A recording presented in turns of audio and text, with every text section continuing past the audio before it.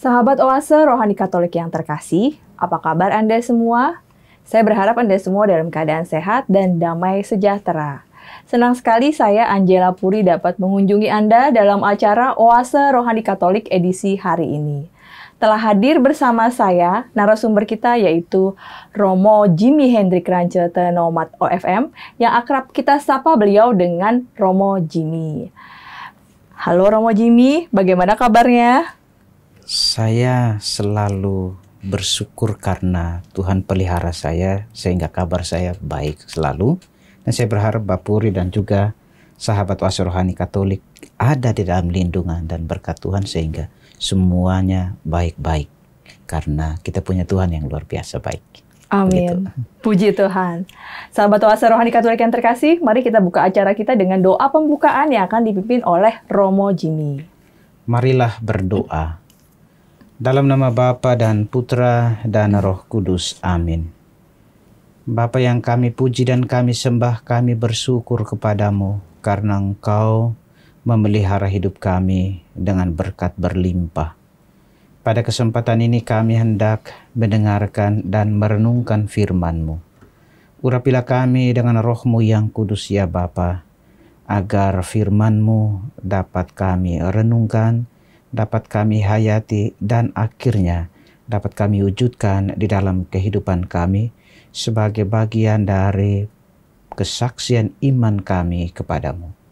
Semoga juga oleh karena urapan Roh-Mu yang kudus, kami senantiasa tergerak untuk mencintai firman-Mu dan selalu memberikan waktu untuk merenungkannya dan mewujudkannya di dalam kehidupan kami. Kami sembahkan diri ke dalam tangan kasih-Mu Bapa dan mohon berkat-Mu karena Engkaulah Tuhan kami yang hidup dan berkuasa kini dan sepanjang segala masa. Amin.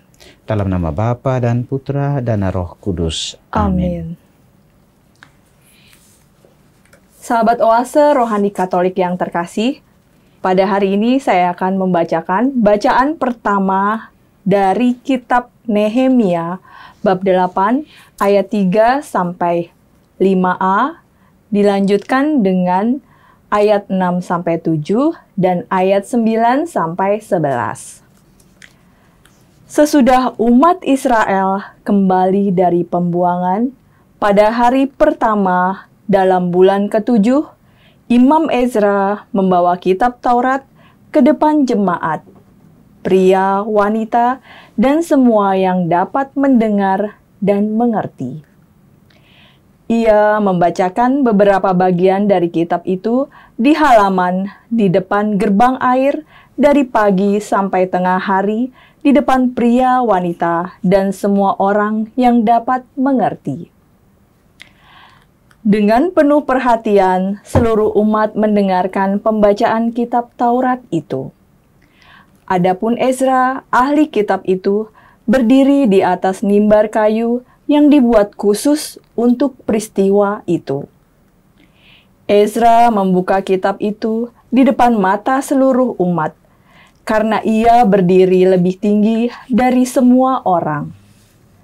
Pada waktu ia membuka kitab itu, semua orang bangkit berdiri.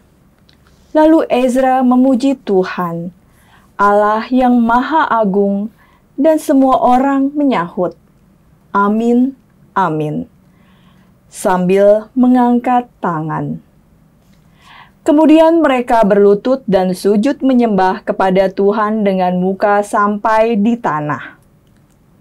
Bagian-bagian kitab Taurat Allah itu dibacakan dengan jelas, dengan diberi keterangan-keterangan, sehingga bacaan dimengerti. Lalu Nehemia, kepala daerah, dan Imam Ezra, ahli kitab itu, serta orang-orang Lewi yang mengajar jemaat, berkata kepada semua hadirin, "Hari ini adalah kudus bagi Tuhan Allahmu. Jangan kamu berduka cita dan menangis." Karena semua orang itu menangis ketika mendengar kalimat-kalimat Taurat. Lalu berkatalah Imam Ezra kepada mereka, "Pergilah, Makanlah sedap-sedapan dan minumlah minuman manis. Dan berikanlah sebagian kepada mereka yang tidak sedia apa-apa. Sebab hari ini kudus bagi Tuhan kita. Jangan bersusah hati, tetapi bersukacitalah karena Tuhan. Sebab sukacita karena Tuhanlah perlindunganmu. Demikianlah sabda Tuhan. Syukur kepada Allah. Mazmur tanggapan dengan refren. Sabdamu ya Tuhan adalah roh dan kehidupan. Sabdamu ya Tuhan adalah roh dan kehidupan. Taurat Tuhan itu sempurna, menyegarkan jiwa. Peraturan Tuhan itu teguh, memberikan hikmat kepada orang bersahaja. Sabdamu ya Tuhan adalah roh dan kehidupan. Titah Tuhan itu tepat, menyukakan hati. Perintah Tuhan itu murni, membuat mata berseri. Sabdamu ya Tuhan adalah roh dan kehidupan. Takut akan Tuhan itu suci, tetap untuk selama-lamanya. Hukum-hukum Tuhan itu benar, adil selalu. Sabdamu ya Tuhan adalah roh dan kehidupan. Mudah-mudahan engkau sudi mendengarkan ucapan mulutku dan berkenan akan renungan hatiku, ya Tuhan, gunung batu dan penebusku. Sabdamu ya Tuhan adalah roh dan kehidupan. Bacaan kedua dari surat pertama Rasul Paulus kepada jemaat di Korintus, versi singkat, bab 12 ayat 12 sampai 14 dan ayat 27. Saudara-saudara, seperti halnya tubuh itu satu dan anggotanya banyak, dan semua anggota itu sekalipun banyak merupakan satu tubuh saja, demikian pula Kristus. Sebab kita semua, baik orang Yahudi maupun orang Yunani, baik budak maupun orang merdeka, telah dibaptis dalam satu roh menjadi satu tubuh, dan juga diberi minum dari satu roh. Karena tubuh pun tidak terdiri atas satu anggota saja, tetapi banyak anggota. Kamu semua adalah tubuh Kristus, dan masing-masing adalah anggotanya. Demikianlah sabda Tuhan. Syukur kepada Allah. Sahabat Oase Rohani Katolik yang terkasih, mari kita siapkan hati untuk bacaan Injil. Haleluya, haleluya. Haleluya, haleluya. Tuhan Allah telah mengutus aku untuk menyampaikan kabar baik kepada semua orang miskin dan memberitakan pembebasan kepada orang-orang tawanan. Haleluya, haleluya. Tuhan bersamamu. Dan bersama rohmu. Inilah Injil suci menurut Lukas. Dimuliakanlah Tuhan. Theophilus yang mulia, banyak orang telah berusaha menyusun suatu berita tentang peristiwa-peristiwa yang telah terjadi di antara kita, seperti yang disampaikan kepada kita oleh saudara-saudara yang dari semula adalah saksi mata dan pelayan firman.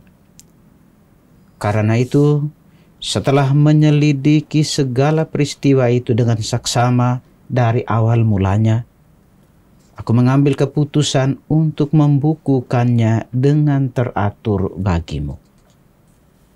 Dengan demikian, engkau dapat mengetahui bahwa segala sesuatu yang diajarkan kepadamu sungguh benar.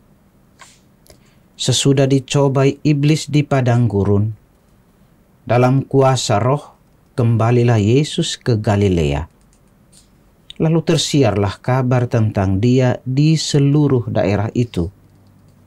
Selama di situ, ia mengajar di rumah-rumah ibadat dan semua orang memuji dia.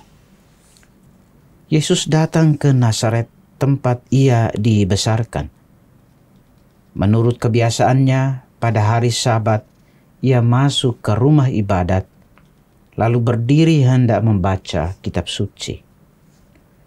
Kepadanya diberikan kitab Nabi Yesaya, dan setelah membuka kitab itu, ia menemukan nas di mana ada tertulis, Roh Tuhan ada padaku, oleh sebab ia telah mengurapi aku untuk menyampaikan kabar baik kepada orang-orang miskin.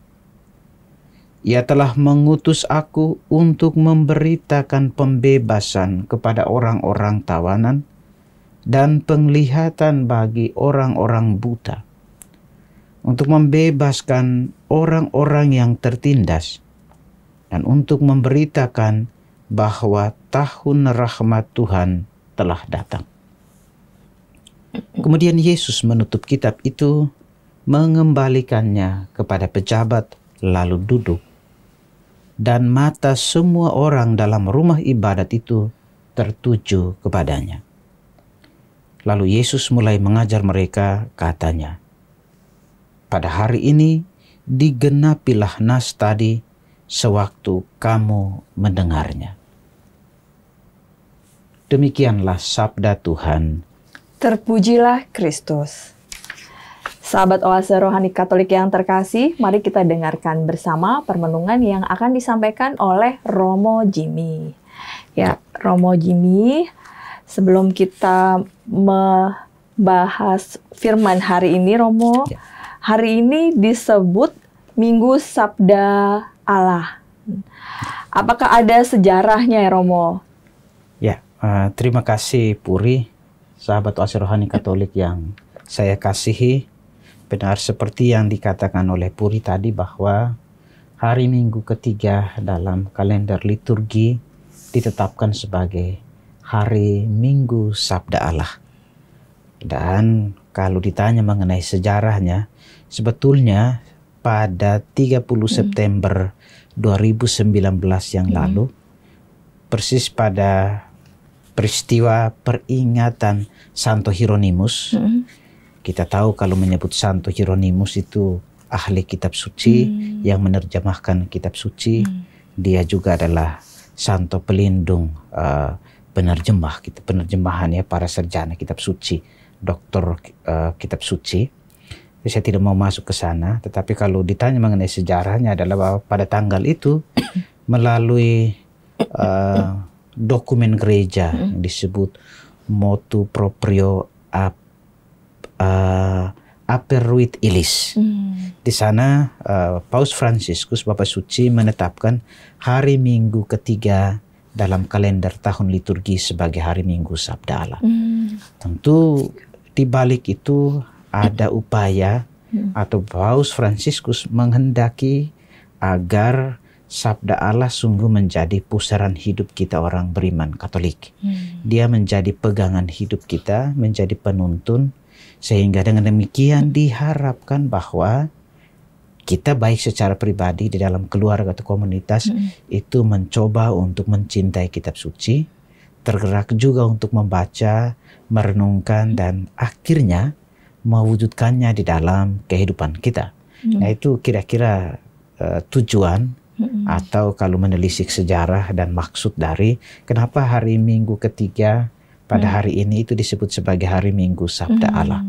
Dan disebutkan pula oleh Paus di dalam dokumen yang tadi saya sebutkan, Aperuit Illis itu, bahwa kalau kita tidak membaca kitab suci, maka itu sama halnya kita tidak mengenal Allah. Tidak mengenal kitab suci, tidak mengenal Injil, itu juga sama halnya dengan tidak mengenal siapakah Yesus. Maka kalau kita tidak mengenal Allah, tidak mengenal Yesus, apa inti iman kita yang kita bangga-banggakan?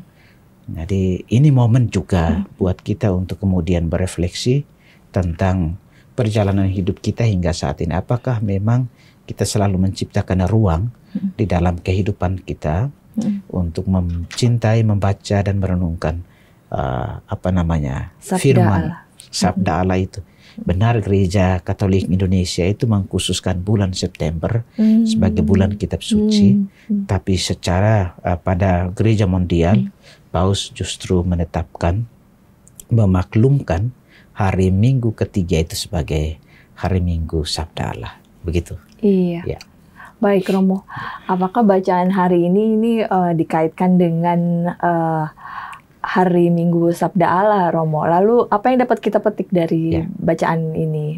Baik, kalau kita lihat sebetulnya, saya kembali kepada dokumen Aperut Ilis itu yang memaklumkan bahwa hari ini adalah hari Minggu ketiga adalah hari Minggu Sabda Allah, itu didasarkan pada Injil Lukas bab 24 ayat 45. Itu dikatakan di sana, lalu ia membuka pikiran mereka sehingga mereka mengerti kitab suci.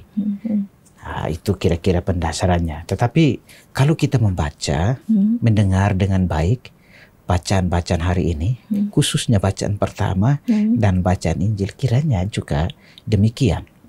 Ada pengajaran kitab suci, ada pembacaan firman kepada banyak orang yang dilakukan oleh Imam Ezra dalam bacaan pertama. Itu dilakukan bahkan dari pagi sampai siang. Itu setengah hari dia berdiri, orang-orang Israel, pria dan wanita, bahkan mendengarkan dan mengerti apa yang dibacakan oleh Imam Ezra itu. Begitupun halnya dengan bacaan Injil tadi.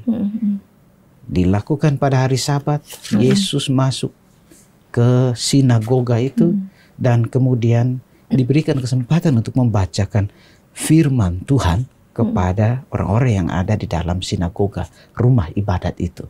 Ada sebuah pengajaran, ada upaya untuk bersama-sama mendengarkan firman itu. Ini menarik adalah dari dua bacaan pertama dan bacaan Injil, kita menangkap pesan yang kuat di sana, di mana orang-orang yang mendengar mengerti. Bacaan pertama misalnya orang-orang Israel kemudian tersentuh dengan firman yang dibacakan, kitab Taurat yang dibacakan kepada mereka. Mereka kemudian bahkan berlutut sujud menyembah. Dan kalau direfleksikan lebih jauh atau kita membaca lebih lagi dari bacaan ini, perikop hari ini, sebenarnya kita temukan di sana bahwa orang-orang Israel kemudian tersadarkan. Begitupun halnya dengan apa yang dikatakan oleh Yesus dalam bacaan Injil. Apa yang dilakukan oleh Yesus dalam bacaan Injil tadi. Dia mengutip, kepadanya diberikan kitab suci, kitab Nabi Yesaya, itu 61, bab 61 ayat 1 sampai dengan 2. Itu dikatakan di sana siapakah Yesus sebetulnya dan misinya seperti apa yang harus dia lakukan. Itu kira-kira kalau mau dikaitkan dengan hari Minggu ketiga, hari Minggu Sabda Allah, benar seperti Puri katakan tadi. Begitu.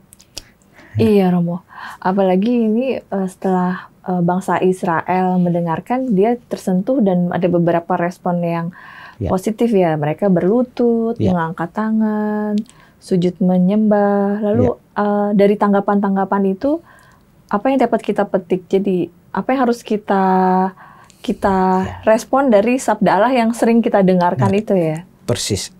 Tadi saya bilang pesan yang kuat adalah bahwa firman Tuhan yang mereka dengarkan, yang dibacakan kepada mereka dengarkan itu kemudian membawa mereka pada kesadaran dan mengubah hidup mereka. Maka pertanyaan untuk kita renungkan masing-masing pada hari Minggu ketiga ini adalah, setiap kali kita mendengarkan firman Tuhan, bahkan termasuk juga mendengarkan renungan firman atas firman itu, apakah itu mengubah hidup kita atau tidak? Ataukah ya udahlah sambil lalu aja? Nah, sama halnya juga dengan bacaan Injil kan. Jadi kalau melihat bacaan pertama, pesan yang kuat menurut saya cukup satu aja. Mari kita coba refleksi, kita renungkan. Setiap kali kita mendengarkan firman Tuhan, membacanya, merenungkannya, apakah itu mengubah hidup kita atau tidak? Apakah membawa kita pada kesadaran saya udah salah? Saya udah menjadi pribadi yang tidak setia, selalu jatuh dalam dosa, dan saya memperbaiki hidup saya sesuai dengan apa yang saya dengarkan dari sabda Allah itu atau tidak. Atau malah kemudian ya udahlah, masuk telinga kiri, keluar telinga kanan, dan gak ada sedikit pun buahnya. Itu yang bisa kita petik dari bacaan pertama, juga termasuk bacaan Injil atau pesan kuat dari hari Minggu sabda Allah pada hari ini. Begitu. Iya, baik Romo. Ini kita lanjut ke bacaan kedua ya Romo ya. Dalam bacaan 2 kan surat pertama Rasul Paulus kepada jemaat di Korintus itu berisi tentang mengenai kita sebagai satu anggota dalam tubuh Kristus ya. Lalu apakah Romo dapat menjelaskan mengenai hal ini Romo? Ya, kalau tadi pilihannya kita mendengarkan bacaan yang singkat, sebetulnya dalam bab 12 itu jelas dikatakan kepada kita oleh Paulus, membuka kesadaran tentu tidak hanya orang-orang jemaat di Korintus ketika itu, tapi kepada kita untuk sadari betul identitas kita. Dan yang kedua, sadari betul keberadaan kita dengan yang lain, di tengah yang lain. Kita ini adalah satu dalam tubuh Kristus sendiri. Dan dengan demikian dihantar juga untuk menyadari perbedaan di antara kita. Bahwa masing-masing kita, kalau kita mendengar dengan baik, masing-masing kita diberikan karunia, ada keunikan, berbeda satu sama lain. Tetapi tujuannya adalah untuk kemudian saling melengkapi, dengan demikian saling melayani, sehingga perbedaan keunikan masing-masing karena karunia yang diberikan oleh Tuhan tidak membuat kita kemudian, misalnya karena saya lebih dari yang lain, karunia ada berkat yang lebih dari untuk saya kemudian jatuh pada kesombongan, atau kemudian meremehkan orang lain dan lain sebagainya. Kita semua satu di dalam tubuh Kristus. Kita ini adalah anggota-anggotanya. Dia adalah kepala dari kita semua yang menyatukan kita. Sehingga kalau sampai pada permenungan itu, kita akhirnya kemudian juga disadarkan untuk menghargai perbedaan. Tentu tidak hanya antar kita yang seiman, menghargai kemajemukan. Bicara mengenai kemajemukan ini, gereja juga selalu mengajak kita untuk kemudian mewujudkan itu dalam kehidupan kita. Bicara dalam konteks bangsa dan negara kita sudah jelas juga. Tapi menarik bahwa tidak hanya dalam perjanjian lama, tetapi secara khusus perjanjian baru dan khususnya yang kita dengarkan sudah jelas menyadarkan kita akan panggilan yang melekat dalam diri kita, soal perbedaan dan keunikan yang harusnya akhirnya melengkapi dan menyatukan kita, dan dengan demikian kita menjadi kekuatan yang juga bisa memberikan warna dalam kehidupan kita. Begitu. Iya, baik Romo. Kalau secara singkat berarti kalau bacaan 1 itu kita harus bisa mengubah diri kita sesuai dengan pesan firman Tuhan. Persis. Iya. Lalu yang bacaan kedua, sedikit tentang bacaan kedua adalah identitas diri kita sebagai anak Allah ini anak sendiri. Allah, ya, iya. Persis. Baik Romo, kita lanjutkan di sesi kedua ya Romo ya. Jangan kemana-mana, tetaplah bersama kami.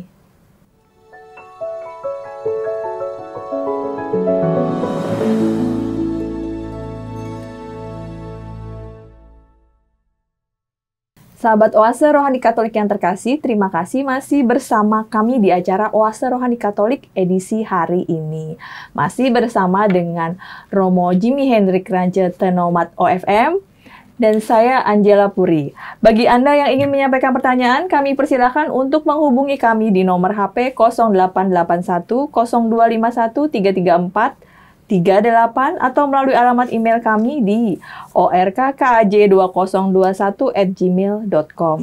Mari kita lanjutkan perbincangan kita. Ya, Romo Jimmy, dari bacaan kedua kan kita melihat bahwa kita itu sangat berbeda ya.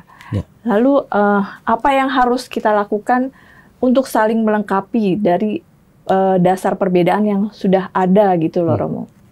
Makasih banyak Puri. Kalau kita mendengar dengan baik bacaan kedua tadi, kita lalu sebetulnya sama seperti bacaan pertama tersadarkan, tersentuh.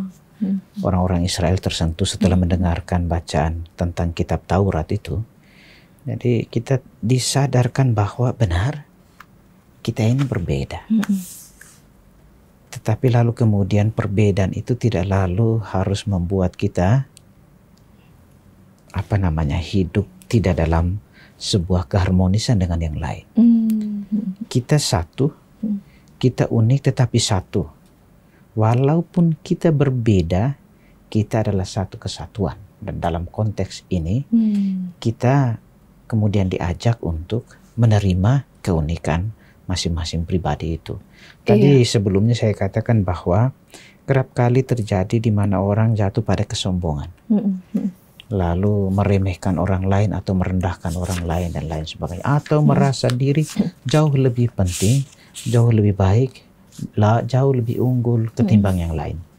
Kalau itu yang terjadi, maka sebetulnya kita tidak menyadari bahwa perbedaan sebagai karunia, atas karunia yang diberikan kepada kita oleh Tuhan yang luar biasa mencintai kita itu. Jadi kita diajak untuk terus kemudian menyadari perbedaan satu sama lain, kemajemukan itu, dan kemudian dengan perbedaan itu kita saling melengkapi, saling melayani sehingga hidup ini menjadi indah, harmonis.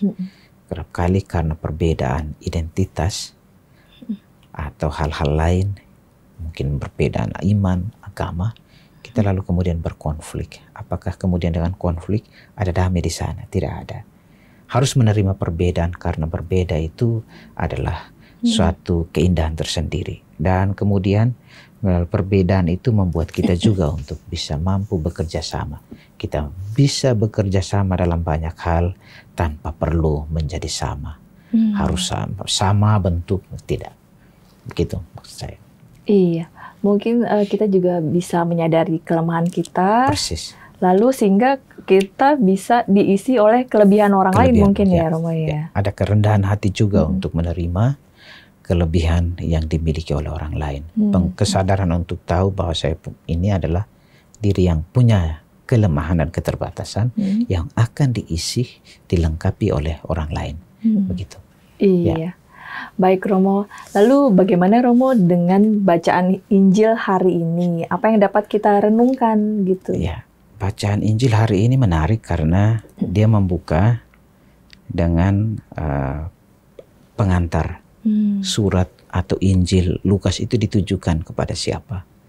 Lukas menguraikannya dengan amat luar biasa dalam bab 1 ayat 1 sampai dengan 4 itu menyebut Theophilus, sahabatnya yang baik, yang sudah mendengarkan banyak cerita tentang Yesus Kristus itu, tetapi Lukas ingin membukukannya secara teratur.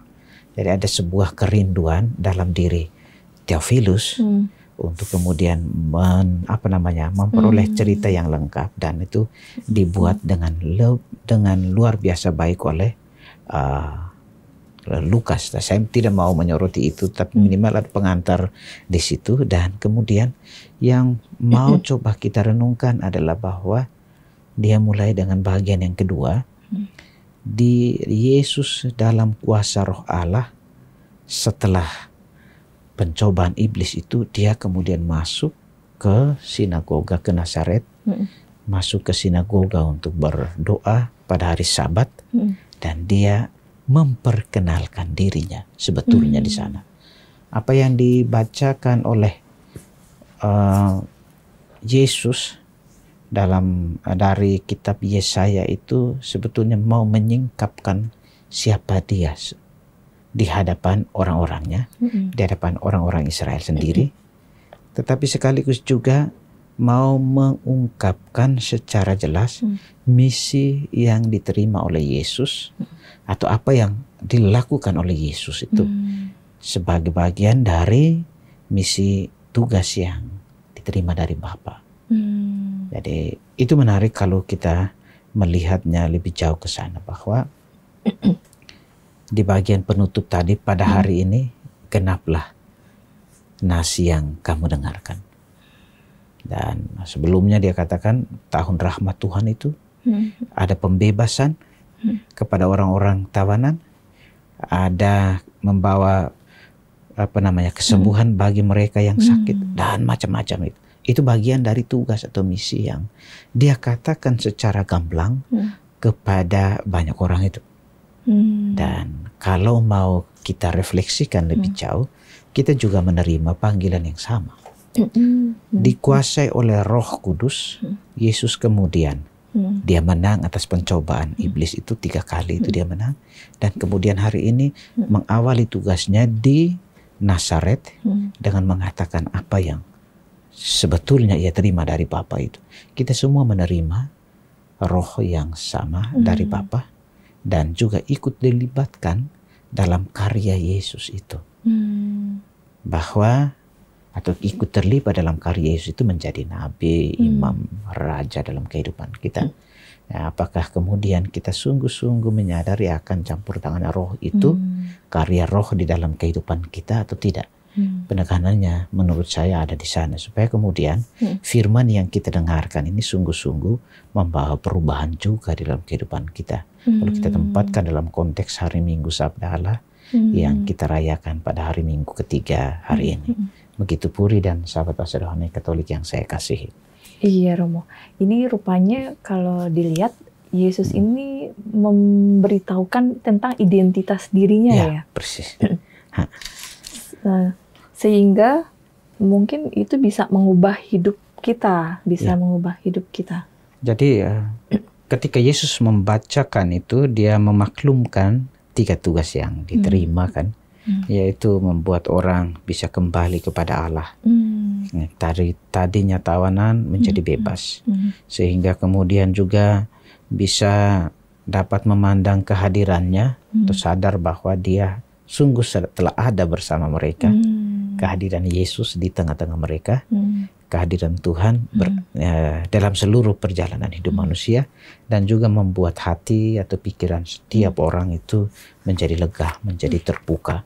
Nah, dengan demikian juga warta yang disampaikan oleh Yesus itu kemudian menjadi warta yang membebaskan. Membebaskan tentu kalau kemudian kita refleksi lebih jauh, sudah jelas bahwa Yesus menyingkapkan dirinya sekaligus juga membawa kesadaran buat kita. Apakah itu kemudian ada kesadaran dalam diri kita akan kuasa yang dimiliki oleh Yesus? Tidak. Dan ketika kita sadar akan kuasa yang dimiliki oleh Yesus itu, apakah kemudian juga itu membawa kita pada perubahan hidup atau tidak? Ketika misalnya kita menjalani kehidupan ini, kita mau supaya sungguh-sungguh dituntun oleh Yesus, sungguh-sungguh dituntun oleh Roh Allah itu sendiri atau tidak? Itu yang kemudian sekali lagi harusnya menjadi permenungan buat kita setiap saat. Begitu Puri. Iya Romo.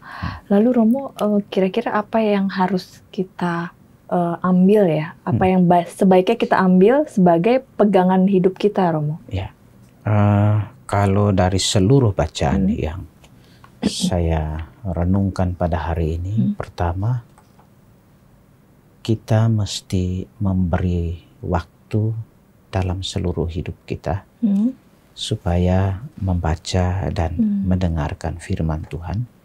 Sebagaimana dikatakan ketika di awal tadi bahwa Paus memaklumkan hari Minggu ketiga ini sebagai hari Minggu Sabda Allah.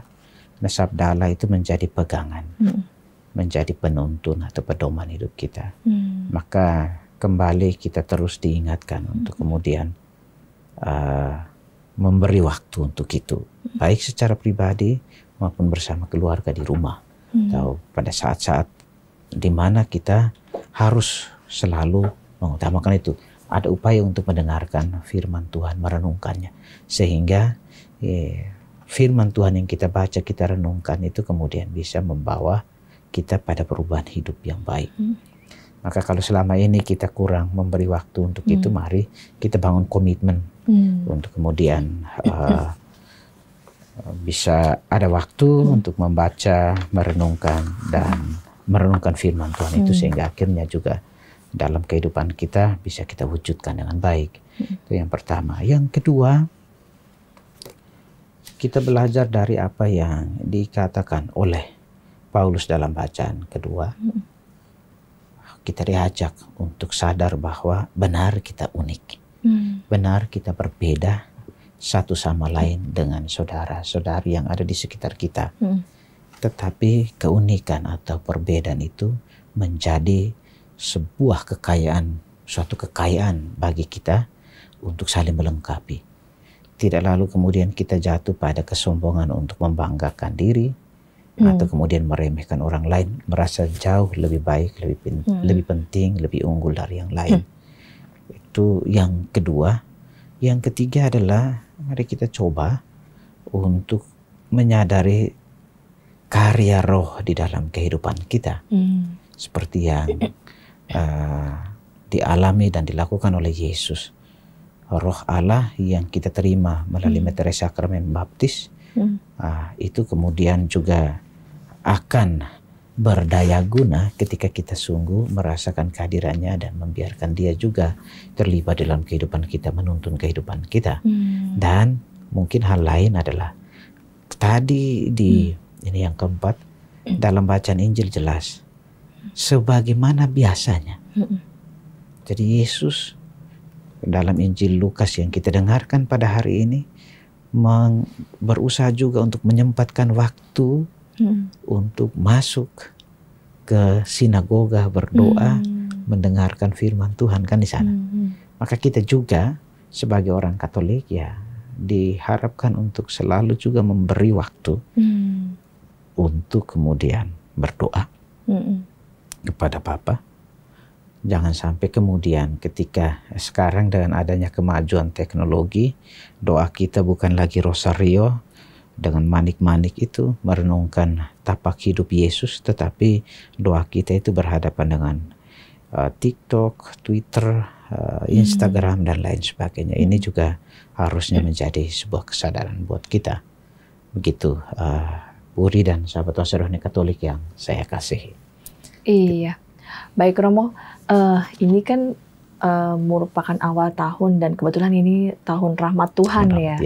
Romo kira-kira ada pesan khusus nggak untuk yang tahun rahmat Tuhan ini yang dapat kita jalani yang karena masih di awal ini Romo. Tanggal 4 Januari yang lalu seluruh gereja khususnya di Keuskupan Agung Jakarta itu membuka Porta Santa di gereja.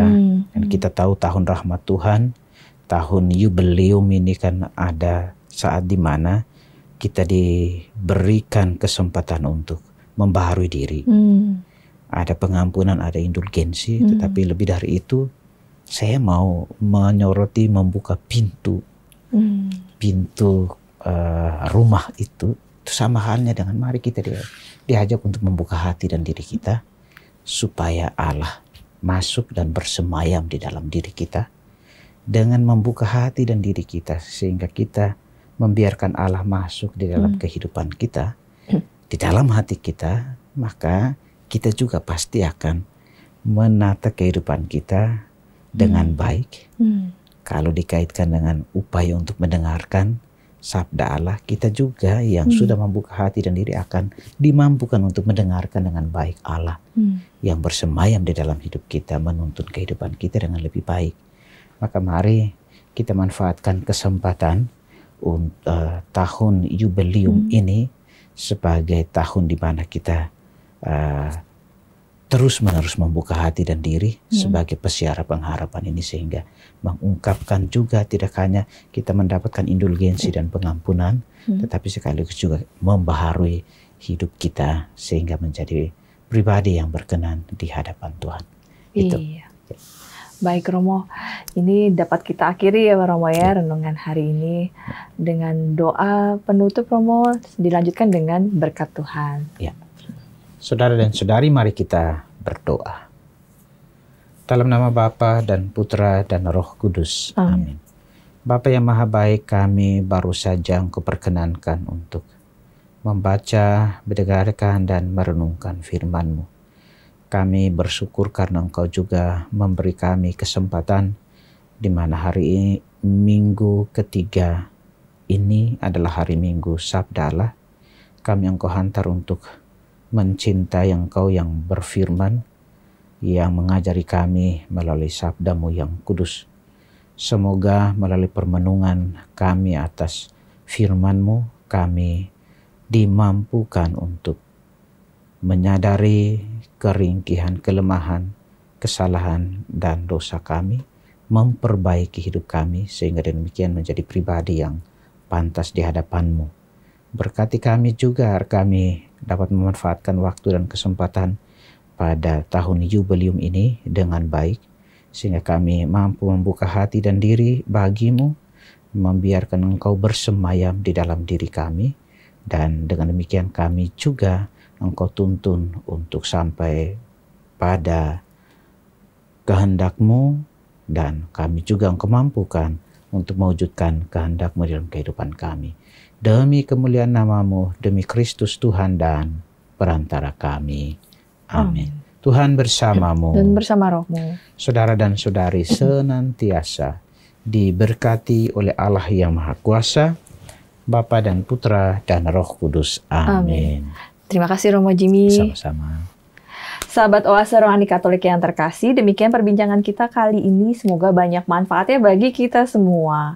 Romo Jimmy Hendrik Rancet, Penomat OFM, dan saya Angela Puri pamit undur diri dari ruang Anda. Kita akan berjumpa pada kesempatan berikutnya. Selamat melanjutkan aktivitas Anda. Tuhan memberkati.